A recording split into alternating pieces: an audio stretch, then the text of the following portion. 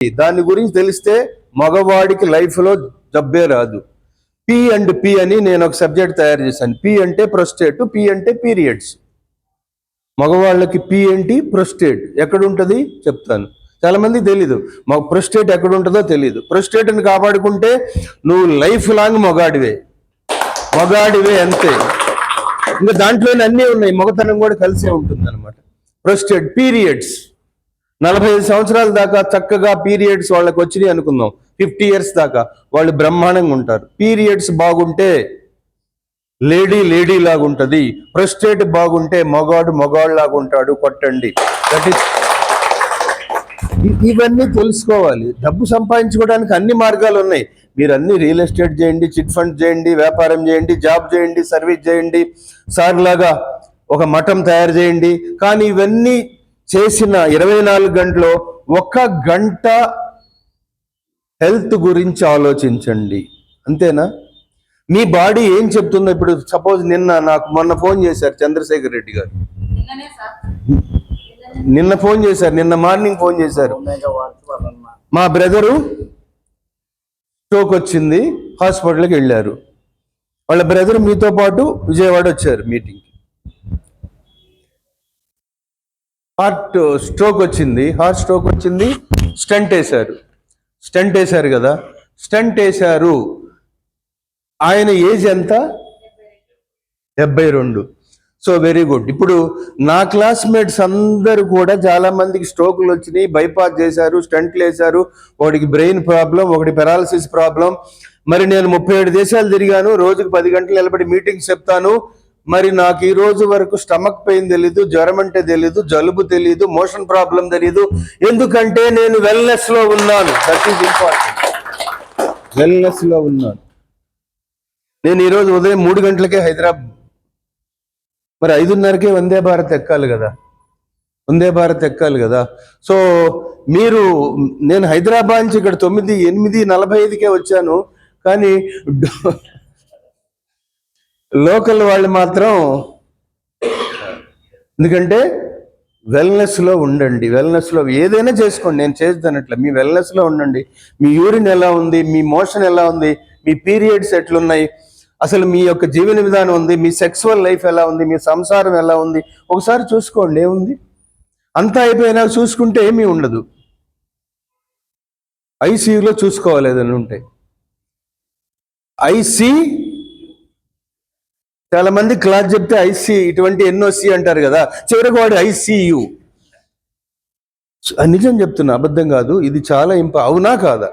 ఆరోగ్యం లేకపోతే ఏమన్నా చేయగలరా చెప్పండి? చదువుకోగలరా? వ్యవసాయం చేయగలరా? సంసారం చేయగలరా? అసలు కరెక్ట్గా తినగలరా? ఏది ఇచ్చినా మీకు అరిసెలు ఇవ్వగానే మేడం భయపెట్టేసింది, మీరు ఆమెకు అరిసెలు ఇచ్చేస్తారు. భయం ఎందుకు సార్? చూసారా మేడం ఎంత టెక్నికల్ గా కొట్టారు. ఊరికే సరదాగా. అయ్యో లేదు జోక్. మేడం అంటే మాకు పరిచయం కాబట్టి, మీరిద్దరు పరిచయమే కాబట్టి, ఆమె ఇంట్లో ఎన్నోసార్లు నేను భోజనం చేశాను కాబట్టి. అదే మీరు సార్ కదా, లైఫ్ లో జలుబే రాకుండా చేయగలరా అని అడిగాడు. Less correct. లైఫ్ లో నేను జలుబే రాకుండా చేయాలంటే నువ్వు ముక్కే లేకుండా ఉండాలని చెప్పి.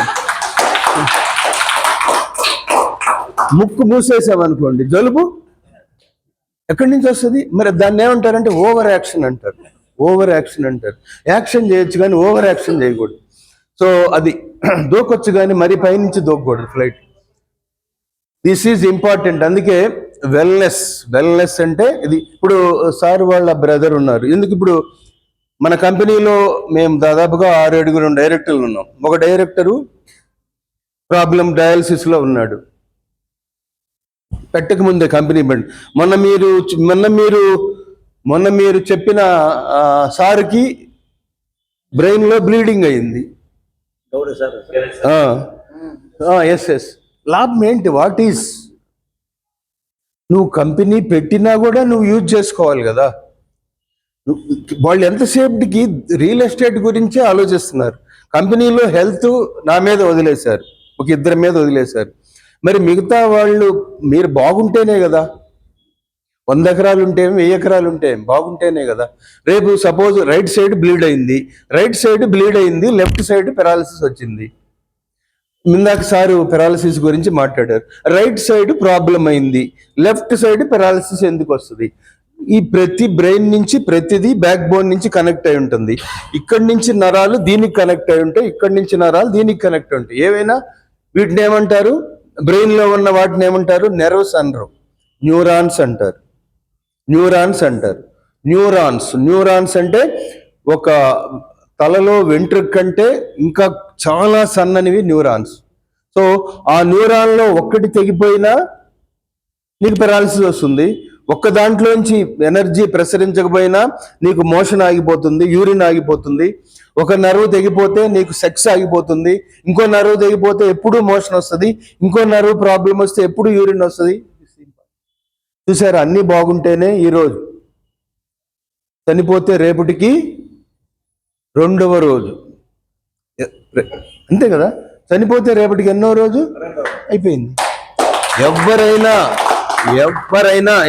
సార్ ఇప్పుడు అద్భుతమైన మన సార్ ఉన్నారు, ఆయన ఏమంటారు? రాజశేఖర రెడ్డికి ఒక పేరు ఉంది, ఏంటి?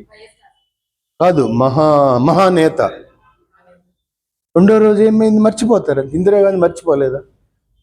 సో రాజీవ్ గాంధీని మర్చిపోలేదా? రేపు ఎవరైనా సరే ఎన్టీ రామారావుని మర్చిపోలేదా? సో బాగున్నప్పుడే మీరు కోటీశ్వరుడు అవ్వాలని కలలుగన్నారు. దానికి ఫస్ట్ ఏంటి?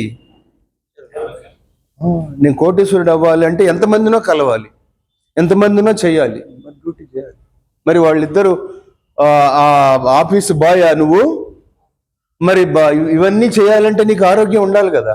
ఈరోజు నీకు జ్వరం వచ్చింది, రోజు జ్వరం వచ్చింది, ప్రాబ్లం వచ్చింది, నీకు అసలు లేవలేని పరిస్థితిలో ఉన్నావు, ఈరోజు వస్తావా? నువ్వు రాలేవు కదా. That's important.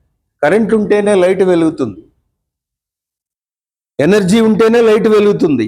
ఎనర్జీ లేకపోతే, ఎనర్జీ అంటే ఆరోగ్యం, తక్కువ ఎనర్జీ ఉంటే ఏమవుతుంది? బ్లింక్ అవుతుంది. లో ఎనర్జీ బ్లింక్ అవుతుంది. ఇవన్నీ మీరు ఖచ్చితంగా ఇంకెవరు వస్తున్నట్టున్నారు? Illness, wellness and illness. నాది వెల్నెస్. హాస్పిటల్ వాళ్ళు ఏం కావాలి? హాస్పిటల్ వాళ్ళకి ఇల్నెస్.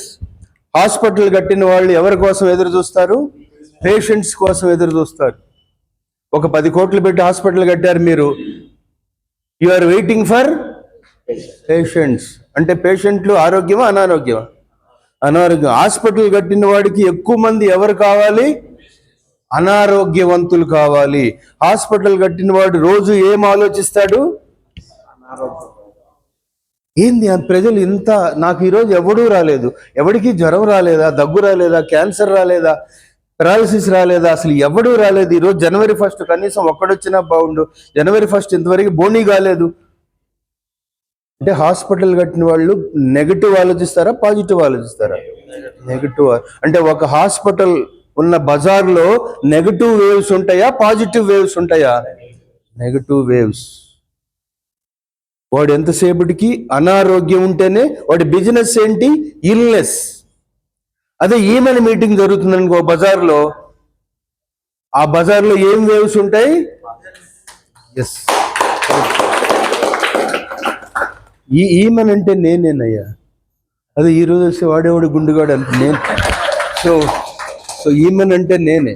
అంటే ఈమెన్ మీటింగ్ జరుగుతున్నప్పుడు ఆ బజార్లో అంటే ఏంటి? ఆ హాస్పిటల్కే వెళ్లకుండా చేసేది వీడే కదా. వీడంటే మనం అందరం కొట్టుకోండి.